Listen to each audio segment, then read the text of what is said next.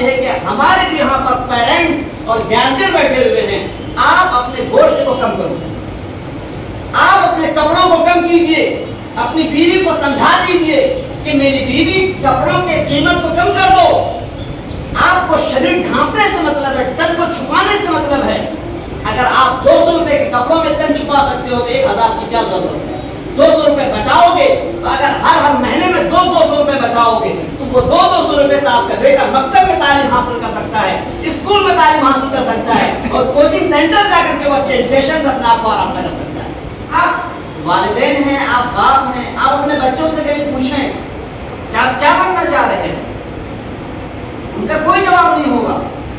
जबकि आपका बेटा फरागत के करीब है, या तो वह कास्मी बनने वाला है या नदवी बनने वाला है या किसी बड़े इदारे से उसकी फरागत होने वाली है। अगर आप उनसे पूछो कि आपका क्या मकसद है, आप फ्यूचर में क्या करना चाह रहे हैं, मुस्तकबिल में क्या टारगेट है आपके पास, उसका कोई जवाब नहीं। बस हम मौलवी बन गए, हम आलिम बन गए। आलिमों की भरमार है, हर साल नदवतुल उलमा हो या देवबंद हो या जैसे मदारिस हो, हर साल कई हजार की तादाद में उलमा फारिग होते हैं। मकसद न होने की बुनियाद पर आसमान खा जाता है या जमीन निकल जाती है। अभी शव्वाल का महीना चल रहा, हर मदरसे में ये एक ऐलान निकाला जा रहा, हमें अच्छे उस्ताद की जरूरत है, अच्छे टीचर की जरूरत है। कहाँ गए वो असातिज़ा जो फारिग हुए नदवे से, जो फारिग हुए देवबंद से? वो हमारे और आपके बेटे हैं, वो हमारे और आपके भाई हैं। हमने उनका कोई टारगेट तय नहीं किया था, हमने कोई गोल तय नहीं किया था। अगर टारगेट होता कि हम अच्छा मुफ्ती बनेंगे तो यकीनन वो बचपन से ही फरागत तक वो इस मैदान के लिए मेहनत की होती। अगर मुहद्दिस बनना टारगेट होता, मुफस्सिर बनना टारगेट होता, अच्छा हाफिज़ कुरान बनना टारगेट होता तो यकीनन आज ये मैदान खाली नहीं होता। आप स्कूल के तलबा को देख रहे, स्कूल के स्टूडेंट्स को उठाकर देख रहे हैं, उनके पास कोई गोल नहीं सवाए कुछ के। जिन स्कूल के मुस्लिम बच्चों की जुबान में अगर वो इंग्लिश कन्वेंट में पढ़ते हैं, इंग्लिश मीडियम में पढ़ते हैं या कि वो हिंदी मीडियम में पढ़ते हैं, हिंदी उनको सही से बोलना नहीं आता है, हिंदी सही से लिखना नहीं आता है। इंग्लिश मीडियम में पढ़ते हैं तो इंग्लिश एक जुमला बनाना नहीं आता है। वो 10th में पढ़ रहे हैं, हाई स्कूल में पढ़ रहे हैं, वो मैट्रिक क्रॉस कर चुके हैं और इस वक्त वो इंटर में है, इंटर के बाद वो ग्रेजुएशन में है। लेकिन अगर आप उनसे कन्वर्सेशन करना चाहेंगे, अगर आप उनसे मुहादसा और गुफ्तगू अंग्रेजी जुबान में करना चाहेंगे तो नहीं कर सकते। ये मुस्लिम बच्चों की बात नहीं कर रहा हूँ, क्योंकि मैं घूमता हूँ, इलाकों में घूमता हूँ, हर एक का मैं जायजा लेता हूँ।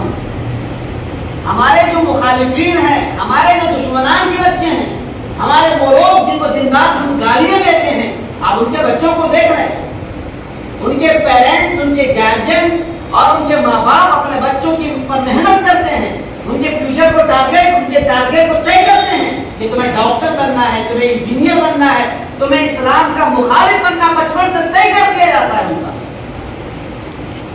चुनांच उनकी टीमें तैयार की जाती हैं। अगर वो नर्सरी में है, एलकेजी में है, 1 में है, 2 में है, उनका टारगेट अगर आप उनसे पूछते हैं कि आप क्या बनना चाहते हो मेरे बेटे, तो फौरन वो जवाब देता है कि मैं डॉक्टर बनना चाह रहा हूँ। आप देखोगे वो 1 क्लास में है, 1 क्लास में है और वो टारगेट जो है इंटर के बाद का चूज कर चुका है। और हमारे बच्चों के पास आप इस माशरे में आप पैसे खर्च करके अपने बच्चों पर, लेकिन टारगेट न होने की बुनियाद पर वो बच्चे नाकाम हो रहे हैं। मेरे अजीज दोस्तों, आज एजुकेशन के बगैर आप आगे नहीं बढ़ सकते हो। आपकी अदलिया, आपका मुकन्निना और आपकी इंतजामिया और आखिरी जो स्टेप था, चौथा जो मरहला था वो मीडिया थी। ये चारों वो इंडिया के सुतून हैं, लेकिन आप चारों मैदान में तखल्लुफ के शिकार हो, पसमानदगी के शिकार हो। इस मीडिया की सहाफत के जमाने में, सहाफत के दौर में देख लो आप, उस मैदान में कहाँ हमारी नुमाइंदगी है। मुसलमानों के पास कोई एक स्टेज नहीं जहां से मुसलमानों के अखबार को, मुसलमानों के कवायद को बयान किया जा सके, मुसलमानों की पसमानदगी को बयान किया जा सके, मुसलमानों के अखबार को, उनकी खबरों को, उनकी न्यूज को बयान किया जा सके। हमारी नुमाइंदगी नहीं हो रही है। आखिर नुमाइंदगी करने वाले कौन होंगे, रिप्रेजेंटेटिव करने वाले कौन होंगे? आपके बच्चे होंगे। आपने ये क्यों जहन में बिठा रखा है कि हम गरीब हैं तो हमारे बच्चे कुछ नहीं कर सकते हैं, हम जाहिल हैं तो हमारे बच्चे कुछ नहीं कर सकते हैं? आपके बच्चे हर कुछ कर सकते हैं, बशर्त ये है कि मेहनत करें। आपके पास लगन होना चाहिए, आपके पास एक फिक्र होनी चाहिए। पैसों से जरूरी नहीं है कि बच्चा डॉक्टर बन जाए। कितने गरीब माँ बाप के बच्चे ऐसे थे जो डॉक्टर बनकर उन्होंने दिखाया। यूपीएससी एग्जाम में बैठकर उन्होंने सक्सेसफुल लाइफ जिंदगी गुजारी। बीपीएससी इम्तिहान को उन्होंने, सिविल सर्विस में कितने बच्चे आप पास होने के बाद वो बताते कि मेरे अब्बा रिक्शा चलाते हैं, मेरे अब्बा मूंगफली बेचते हैं। यूपीएससी और बीपीएससी ये टफ एग्जाम्स हुआ करते हैं। उन एग्जाम में वो मूंगफली बेचने वाले बच्चे और पेपर बेचने वालों के बच्चे वो पास हो रहे हैं। कम ही बच्चे ऐसे होते जो मुसलमानों के कामयाब नजर आते हैं, और जो मुसलमानों के बच्चे कामयाब नजर आते हैं या तो वो उनका मिजाज बदल जाता। आप कई ऐसे बीपीएससी यूपीएससी में सक्सेसफुल जो बच्चे होंगे, आप उनको उठाकर देख रहे हैं, उनकी फिक्र उठाकर देख रहे हैं, उनकी गोली उठाकर देख रहे हैं, इस्लाम के खिलाफ बोलते हैं। एक दो बच्चे अगर वो निकलते भी हैं तो इस्लाम के खिलाफ बोलने वाले हैं। बीपीएससी का मतलब यूपीएससी एक टॉप लेवल का एग्जाम होता है, वो मुसलमानों की नुमाइंदगी होती है। कोई डीएम बनता है, कोई कुछ बनता है, लेकिन वहां पर अगर एक दो बच्चे मुसलमानों के तैयार होते हैं, उनकी फिक्र भी गलत, क्योंकि बचपन उनकी फिक्र से तालीम नहीं दी गई, उनकी फिक्र को सवारा नहीं गया। उनको ये नहीं बताया गया कि अगर तुम डीएम बनोगे, तुम्हारे डीएम बनने का मकसद ये है कि हक गोई का मुजाहरा करना, इंसाफ को पैदा करना, अदल को पैदा करना, इंसानियत और ह्यूमैनिटी की बुनियाद पर तुम जिंदगी गुजारना। ये बात नहीं बताई गई। और जो हमारे मुखालिफिन के बड़ी तादाद में, अगर हमारे बच्चे इंटर में फर्स्ट आ जाते हैं तो हम पेपर वाज़ेह करते हैं, मिठाइयां बांटते हैं। यकीनन खुशी की बात होती है, लेकिन मिठाइयां बांटकर हम खामोश हो गए। पेपर में हमारी बेटी का नाम आ गया, हम खुश हो गए। इसके बाद हमारी बेटी भी इतराने लगी, हमारे बेटे भी इतराने लगे, मुतकब्बिर हो गए। उसके बाद की मेहनत खत्म। आपकी वो बेटी, आपका बेटा अगर इंटर में टॉप लेवल में आता है, 10 टॉप में आता है, अगर उसने 400+ नंबर हासिल किए हैं, आप देखिए कि वो इंटर में या ग्रेजुएशन में वो 400 से ऊपर नंबर हासिल करता है नहीं करता है? अगर वो पीछे हो गए तो हमसे पूछा आपने कभी कि आपके नंबर क्यों कम हो गए? लेकिन इस तरह का मुहासबा कभी होता नहीं है। हमारा बेटा कमाता नहीं है, हमारा बेटा कारखाने नहीं जा रहा, हमारा बेटा पंजाब नहीं जा रहा है। अगर ना जाए तो 1000 शिकायतें, 1000 गिले मुफ्तियों को बुलाया जाता है, उनके लिए तावीज़ें लिखवाई जाती हैं, दम करवाया जाता है कि हमारा बेटा क्यों नहीं काम करता है। लेकिन आपका बेटा मकतब में, मदरसों में, स्कूल में, कॉलेज में मेहनत नहीं कर रहा, उसके लिए कभी भी हमने फिक्र नहीं की। इस मजगमा बस्ती से एक अच्छे सहाफी की जरूरत है, एक ऐसे बच्चे की जरूरत है। याद रखिए, मैं बार बार इस बात का ऐलान करता हूं कि कोई भी तालिब इल्म, कोई भी स्टेट लेवल का या मरकजी लेवल का, आपके पूरे इंडिया लेवल का कोई भी स्टूडेंट अगर वो प्रोग्रेस करता है, सक्सेसफुल होता है, कोई जरूरी नहीं उसका बाप पहले से डीएम बना हो, उसका बाप पहले से मुफ्ती हो, उसका बेटा मुफ्ती बनेगा, कोई जरूरी नहीं है। इमाम अबू हनीफा रहमतुल्लाह इतने बड़े इमाम बन गए, क्या उनके अब्बा बहुत बड़े इमाम थे क्या? ये जरूरी नहीं है। इस चीज को जहन से निकाल लीजिए आप लोग। सबसे पहले इंसान एहसास कमतरी का शिकार होता है और उसी बुनियाद पर वो अपने बच्चों की भी जिंदगी गुजारता है। बेटा मैं जाहिल हूं, तुम भी जाहिल बन, पढ़ करके क्या होगा? पढ़ करके क्या होगा? आज का तो एक मिसाल बन चुका है कि अब हमें नौकरी नहीं मिल रही है, लिहाजा जो है ग्रेजुएशन करने के बाद बीएड भी मत करो, बीएड भी छोड़ दो, क्योंकि नौकरी नहीं मिल रही है। ये अस्तगफिरुल्लाह पड़ी इस बात पर कि आप नौकरी लेने के तालीम हासिल कर रहे हो।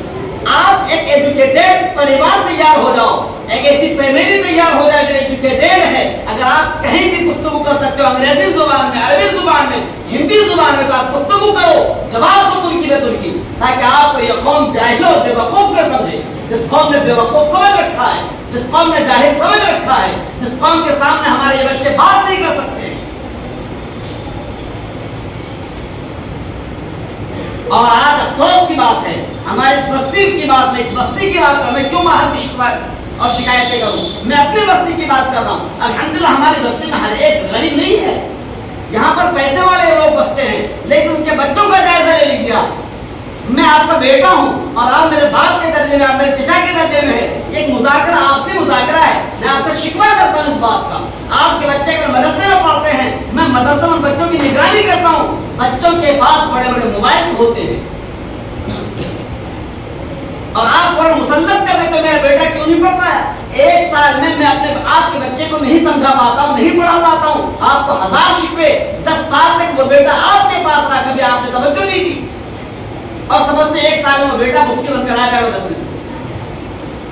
तरबियत बचपन से ही होना जरूरी है। माँ बाप अच्छे होंगे तो बेटे अच्छे होंगे। आज माँ बाप खराब है तो बेटे भी खराब हो रहे हैं, उनकी बेटियां भी खराब हो रही हैं। अगर आज बेटों के खिलाफ हंगामा आराइयां की जाती हैं, बेटा अगर खड़ा हो जाता है अपने बाप के खिलाफ, तो समझ लो कि बाप भी गलत है। मुझे माफ कीजिएगा, मेरी तरफ नवाई पर मुझे माफ कीजिएगा, मेरी बात स्पष्ट हो रही है, लेकिन माफ कीजिएगा। अगर बेटी खराब हो रही तो समझ लो कि उसकी मां भी खराब है। आपका वो छोटा सा 2 साल का बेटा है, 2 साल की बेटी है, आपने तवज्जो नहीं की उसकी तरबियत पर। जब वो 5 साल 10 साल की हो जाती है या हो जाता है, आप किसी मौलवी के हवाले कर देते हो, कहते उसको मुफ्ती बना दो। 10 साल तक उसका मिजाज बदल चुका, उसकी फितरत बदल चुकी है। जब फितरत बदल जाती है तो बहुत मुश्किल होता है। शाह वलीउल्लाह रहमतुल्लाह अलैह ने फरमाया अपनी किताब में कि अगर कोई कह दे कि पहाड़ उठ करके मजमा से पूर्णिया चला गया तो मान लेना, लेकिन अगर कोई कह दे कि फितरत बदल गई है तो कहीं मत मान। आज जरूरत इस बात की है लोगों, वो लोगों जिनके पास बच्चे हैं, आप अपने दिमाग को, अपने मिजाज को बदलिए। यहाँ का हर बाशिंदा, आपके इस इंडिया का, बिहार का, मजनू का हर बाशिंदा, हर इंसान वो रिस्पॉन्सिबल है, वो जिम्मेदार है। ये मुल्क हम में से हर एक का है, इसकी हिफाजत करने की जिम्मेदारी हर एक की है। सियासत में हमें जाना पड़ेगा, पॉलिटिक्स में हमें जाना पड़ेगा, मीडिया के मैदान में इस वक्त जाना हमारे लिए नागुज़ीर है। दिन रात आप दूसरों की न्यूज चैनल सुन रहे हो, जिस न्यूज चैनल वालों ने इस्लाम की धज्जियां उड़ा दी हैं, उलमा की धज्जियां उड़ा दी हैं, मदारिस पर ताले लगा दिए, उन्हें न्यूज चैनल वालों को हम सब्सक्राइब करते हैं, पहले आइकॉन को दबाते हैं और दिन रात उनके न्यूज को सुनते हैं। उसका फायदा कितना हो रहा मालूम? अगर 50 मुसलमानों ने किसी एक चैनल को सुना, अगर उसको 50,000 को वॉच टाइम मिल गए तो वो वैसे बैठा बैठा वो कमा रहा है। इन मुसलमान लोगों में उन लोगों को फायदा पहुंचाए। काश हमारे पास एक चैनल होता। ये कौन करेगा? कोई आसमान से फरिश्ता जिब्रील आएगा, आसमान से कोई इसराफील आएगा, चलिए इसराफील साहब जाइए मजमा बस्ती को नुमाइंदगी कर दे? नहीं, वो इसराफील वो जिब्रील का दौर नहीं है। आज दौर है ज़ैद का, आज दौर है बकरे का।